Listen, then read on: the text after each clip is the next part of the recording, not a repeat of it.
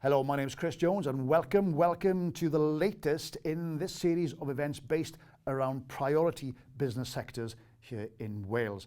Now, these two sessions look at the legal profession and we'll focus on the challenges being faced by the legal sector. The first session will aim to inspire as well as detail some of the approaches and support to help you create greater opportunities for your law firm and your people. Firstly, we'll hear from Mr. Clive Thomas. He's the lead partner in the firm Watkins & Gunn.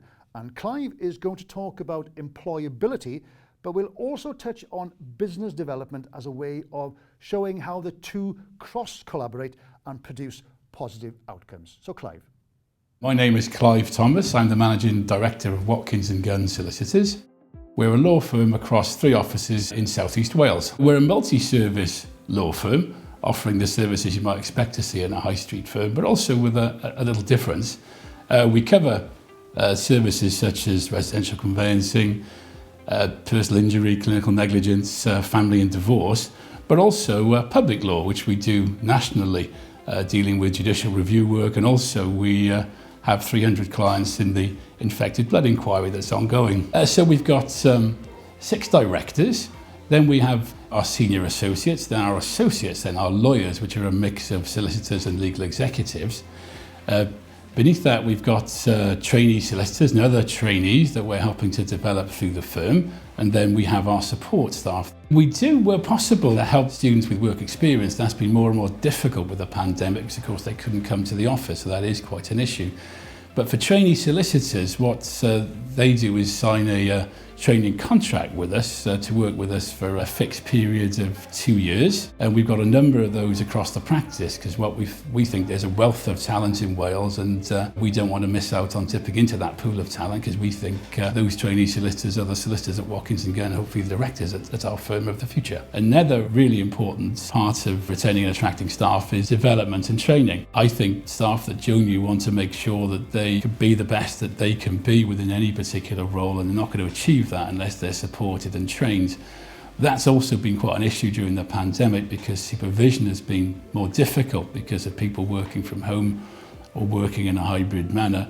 And like many law firms, we've sought to overcome that to ensure that we're checking on them regularly, their work is checked. But I think hopefully post-pandemic and with us coming back to the workplace, that will be one of the most important things. We also look to encourage them to obtain individual accreditations in their specialist areas of law. I think there's no lack of talent in Wales. The issue is about keeping that talent and nurturing and developing it in Wales, and also attracting talent that may have gone to England, for example, hybrid and remote working. It matters less as to where people are able to work. So if someone, for example, isn't particularly engaged in their firm and it's all about salary for them, and they can work for another firm, another brand, from the same room in their house for a lot more money, why wouldn't they move? So I think it's so important that the difference is how engaged you are with the firm that you work for, and how important you feel their work is, how proud of you are for working for them. These sorts of things, the values of the firm that match your own values, all these things are so much more important than just salary. If it were just salary, then yes, I think we'd lose all of the good young talent in Wales. There is a really strong pool of talent in Wales, but it's incredibly competitive out there at the moment to secure a relatively senior lawyer in many departments.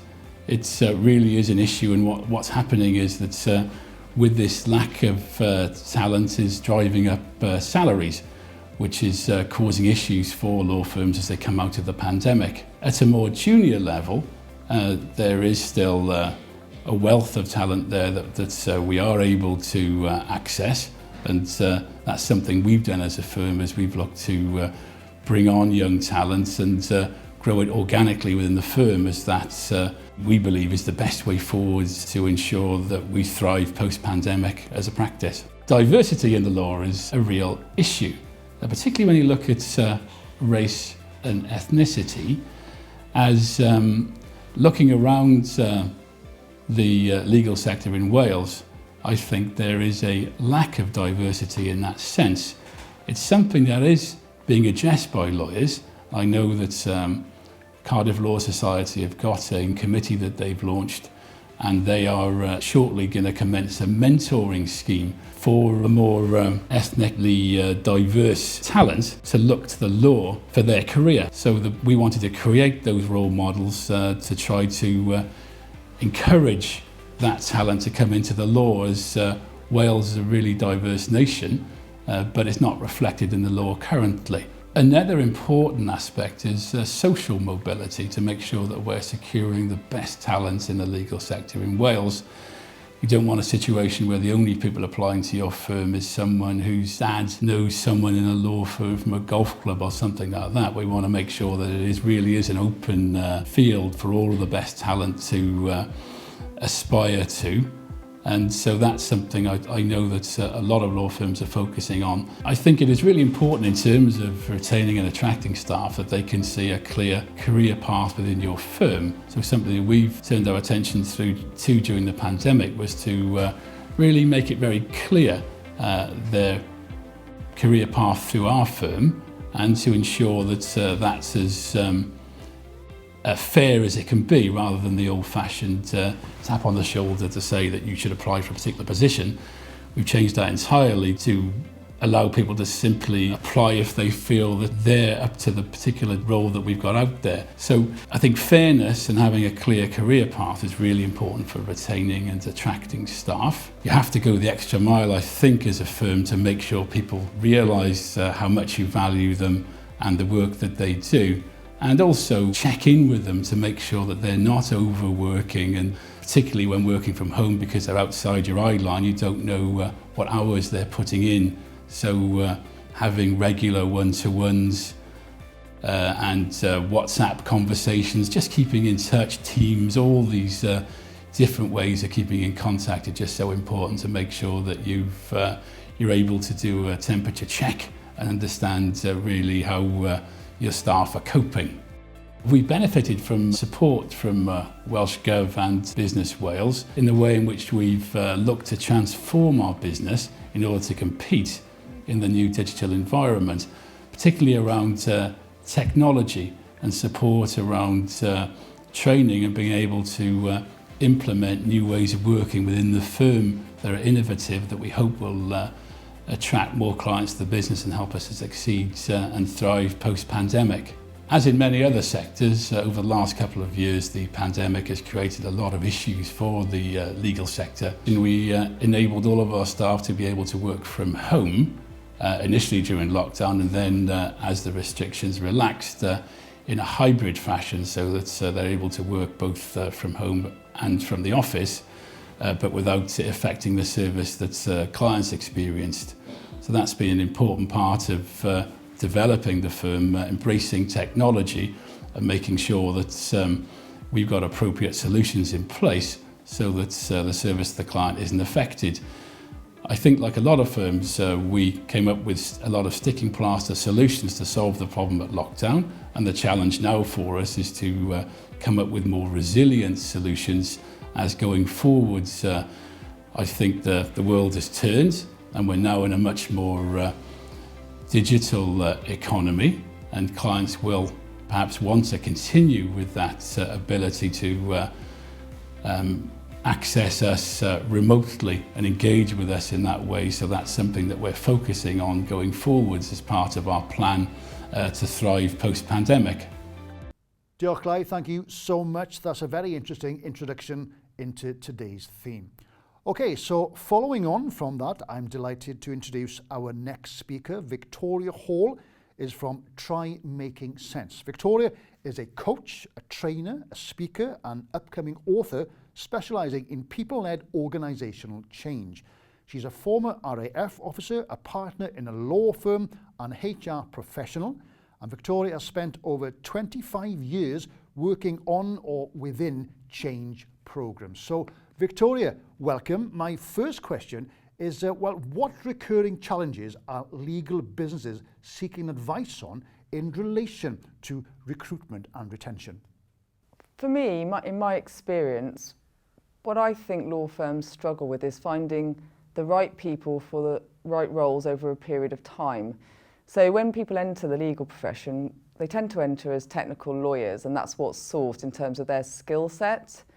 But as time progresses and their career progresses, then different qualities are looked for in people, and they may be asked to do different roles, if you like, such as marketing, business development, client relationship work, as well as technical law. And those people aren't always suited to those skills or haven't had them developed over the earlier part of their career, and so could become then unsettled, unhappy, or underperforming in the role they find themselves in. And I think when that happens, that discomfort or unrest can cause people to look around because they're unhappy in their role. So I do think there is a big challenge in recruiting the right people for the right jobs and making sure that those roles and responsibilities are allocated correctly rather than a one-size-fits-all approach to the legal profession. I think there's also a challenge in the sense that there's a big increase in the consultancy market because people are putting, to a large extent now, their lifestyle first, and they want more flexibility and more control over what they contribute to their careers. So, of course, those permanent positions aren't always as attractive as they used to be. And consultancy, especially now with the post-COVID situation of remote working, is very easy to do, and people like it. So those permanent positions can often be left empty because someone would rather be a consultant.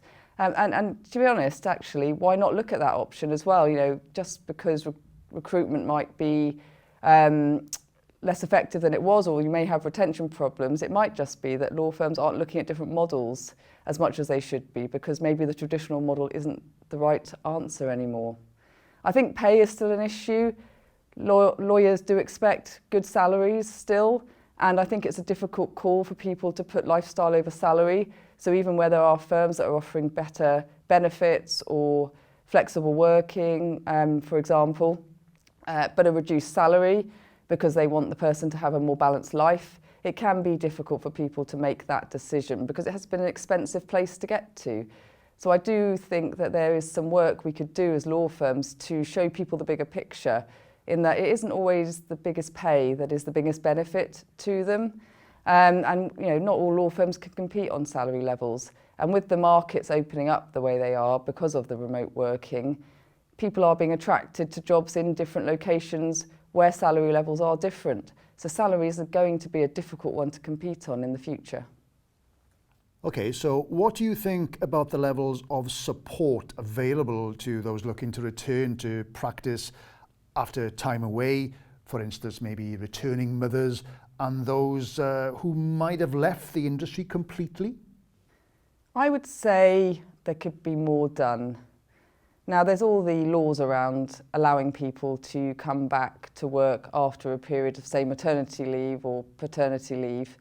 And some firms do offer career breaks or sabbaticals and then guarantee them, a role when they come back, which is great. But I can only, I suppose, talk more about my own experience as a mother. And coming back from maternity leave, especially the first time, can be very daunting. And I think that's for a few reasons. One is that, the whole mother-work-life balance situation is new to you. But also, in some areas of law, like employment law, which I practice, it changes vastly in a short period of time. So coming back after a period of maternity leave, everything could be different. And you are, to some extent, expected to get back into it as if you haven't been away. Okay, you might have been offered different working conditions, but in terms of your knowledge of the law, you are expected to get back into the flow very, very quickly.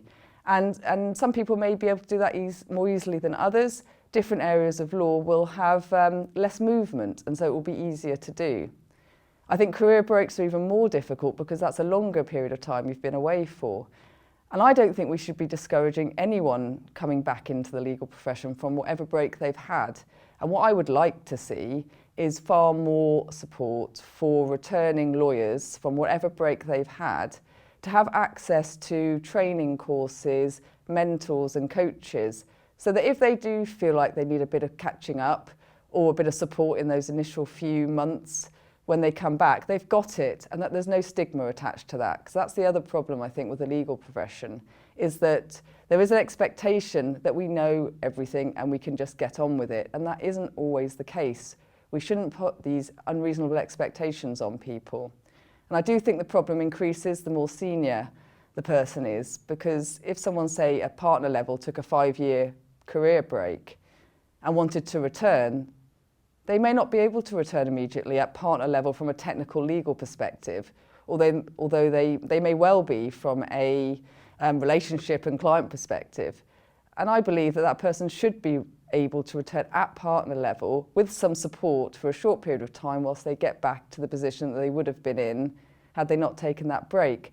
But I think that's difficult because the expectation would be you're at partner level and therefore you should know everything that a partner does. And I don't see any formal approach to bridging that small gap that's needed to encourage those people to get back to the position they were in. You talked about your own challenge you faced when returning to the workplace after maternity leave, and I'm sure you're not alone.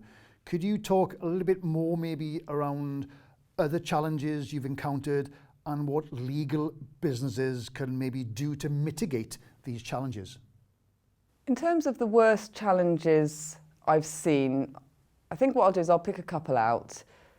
The one I see most often is looking at people who are not well and seeing them struggle on. Because the legal profession is challenging. It is a high intensity job, and that's fine, that's what it is. But no one should become ill as a result of it. But I do think that the legal profession has a status problem in that everyone is expected to be brilliant at everything, is expected to be able to cope with everything. And any sign of weakness or any sign of not being able to cope is a failure. And so one of the recurring challenges that I have seen, and I think I will continue to see, unfortunately, is that people will allow themselves to be pushed past their limits in order to succeed or to do what they think is succeeding. What I would like to see is far more awareness in law firms about people's health and what is manageable and what is not. I think another challenge that comes to mind, and one of the worst challenges I've ever seen linked to that, was actually the cutthroat element that can be seen in law firms, but probably in business generally as well. I mean, I know there's lots of great employers out there as well, but there are some challenging ones. And I was once asked to make someone extremely ill so that they would leave rather than be performance managed out.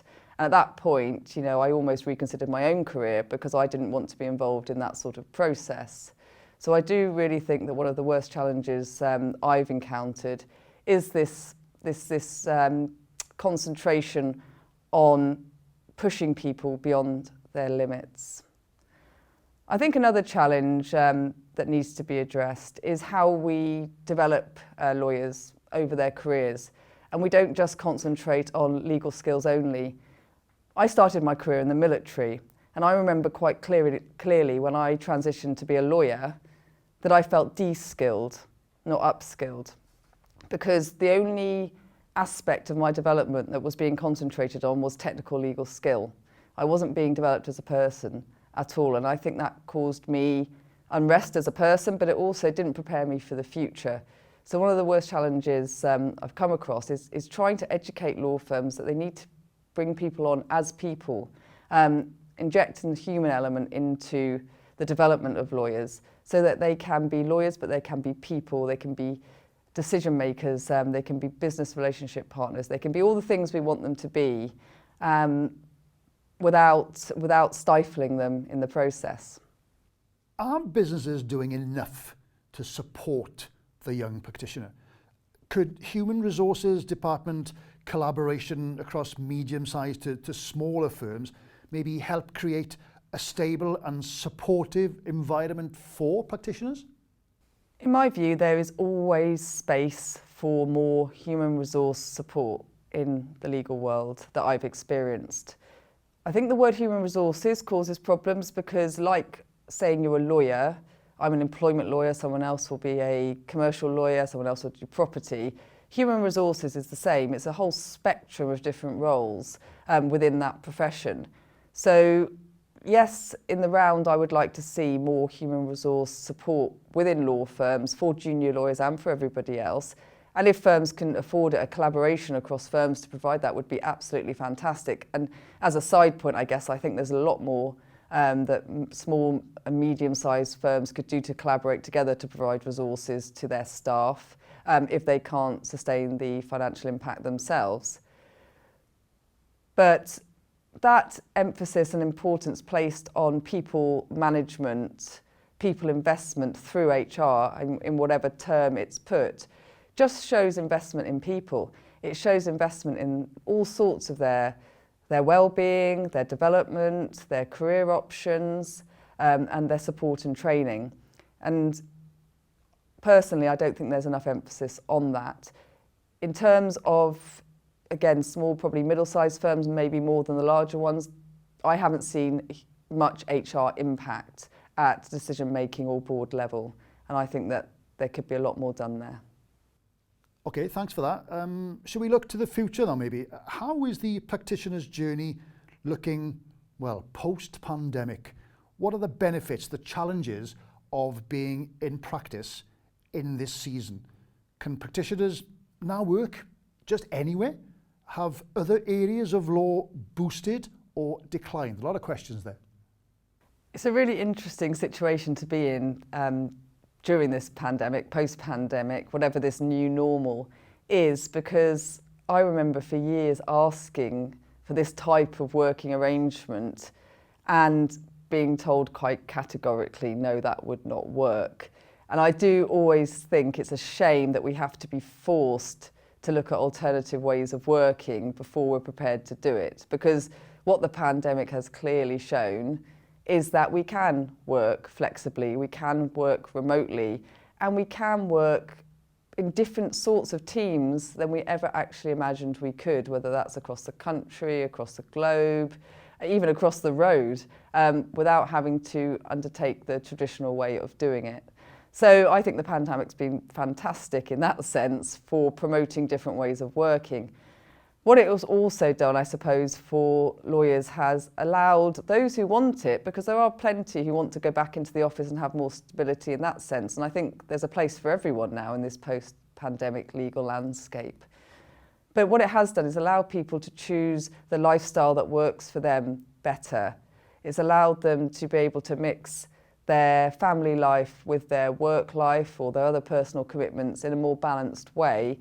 And again, speaking from personal experience, it's allowed me to eliminate wasted time to use it more productively, whether that be within work or outside of work. But I know also, and although this hasn't applied to me personally, it's opened up the markets. So not only have you got the combination of more flexible working and the ability to utilise time more effectively, but you've also got the ability now to work for anyone, anywhere. Because as long as the organisation is prepared to support the remote working model, then there's nothing to stop people taking jobs locally, nationally or internationally. And there has been some movement towards that. And of course, that links back into the first question in a way and will cause recruitment and retention problems for some and will help others. So I think the post-pandemic landscape overall helps the legal profession. I think it helps it make the workplace a more sustainable future for people. And if firms can get the balance right to also support those who need more individual interaction support alongside those who want some of that but also want the flexibility of the remote working, then you've got potentially a great future working environment there for lawyers. And finally, to finish off our chat then, Victoria, can we turn to how practitioners are being treated? Now, how do you think they're being offered career protection? How are businesses assuring these practitioners? For instance, are they given solid contracts?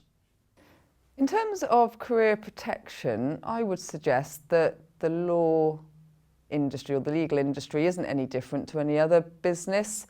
Contracts aren't any different in law firms as they would be in a different industry. So individuals are given contracts of employment, they'll have their notice periods, whatever they are, and there'll be all the other related performance management criteria that go alongside it. So I don't think there's any different level of legal career protection within law firms, save that I suppose law firms do invest a lot in their people in terms of the training, and therefore hopefully they are committed to at least protecting that person's career along the way. And there is, I suppose, some limited protection for trainees within their 2-year training period.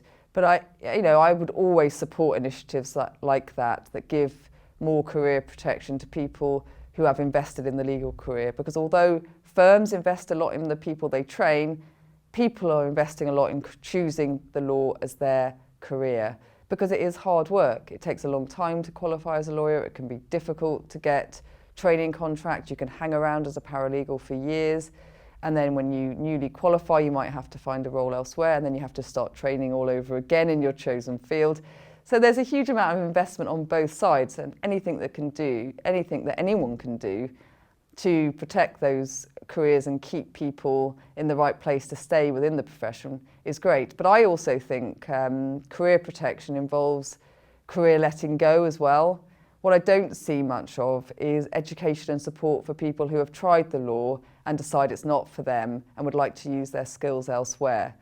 I see that as a form of career protection as well, because you're protecting the reputation of the legal industry by helping people either enter it but also exit it if it's not right for them. Thank you, Victoria. Diolch yn fawr iawn. I'm sure our audience will have taken much away from your in-depth and detailed responses. Diolch yn fawr iawn. Okay, our next speaker is Dan Mason of Yoke Recruitment. Now, Yoke, of course, specialise in legal talent acquisition, and Dan will provide us with a current view of the market post-pandemic. Felly, diolch yn fawr iawn, Dan. Welcome, first of all. Tell us, let's start at the beginning, if you like. What do you think practitioners are actually looking for? I think in 2022, candidates are looking for it all, really. They're looking for not only great salaries, but also a hybrid and flexible approach to working. Obviously, we've seen with COVID, the ability to work from home has never become more prominent. And with that, the demand for candidates has become a lot higher. We're finding that firms are offering more attractive benefits to retain their staff. Equally, firms are offering attractive benefits to gain newer staff. So I think it's a case now of a work-life balance, and obviously higher salaries and realistic billable hours, and having not both mutually exclusive. Great, thank you, Dan. That's really interesting. But do you think that firms are putting themselves on the market in an attractive and an appealing way? If not, what can they do better? I think now the competition for talent has never been higher. So firms are going over and above to market themselves. I visited a client last week, for example, that has a fund budget, private medical care. We're finding sort of well-being days, work from home days. They're coming up with new ideas all the time in order to be more marketable and more attractive for candidates. Okay, so would you say that there's a presence of diversity and inclusion in the ways that legal businesses have been using to attract talent? I think the larger firms in Wales have always been quite inclusive and had great diversity policies. The medium and smaller size firms, they're coming along on that journey as well.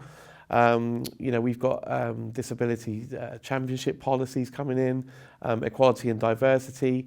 There's training on unconscious bias, which a lot of firms are doing, removing names from CVs and gender from CVs. There's encouragement to get ethnic minorities into sort of fast-track leadership roles. I think it's something that in Wales that we've always been very good at. Let's look then at what's been going on over the last couple of years then, Dan.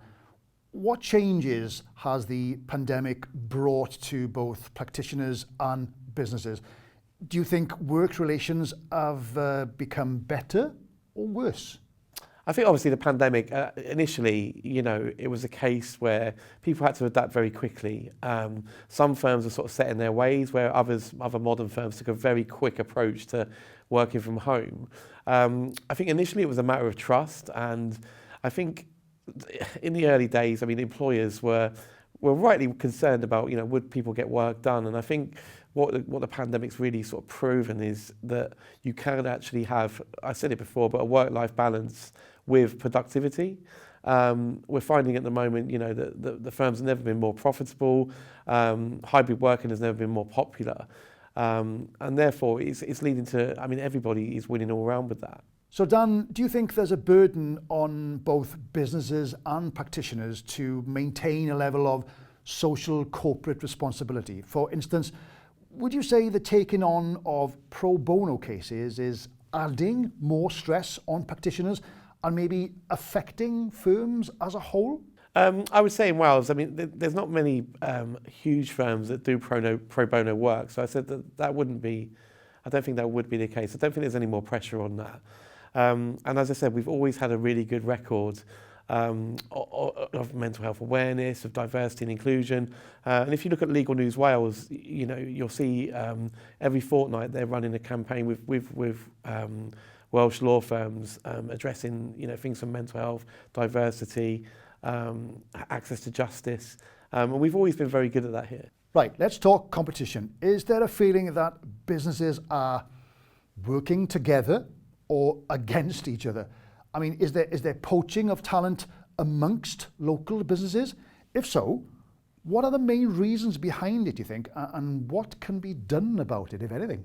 That's a good question. And I think that obviously businesses are working together in Wales in terms of law firms against each other, but ultimately it's a dog-eat-dog world, and people are going to compete for the best talent.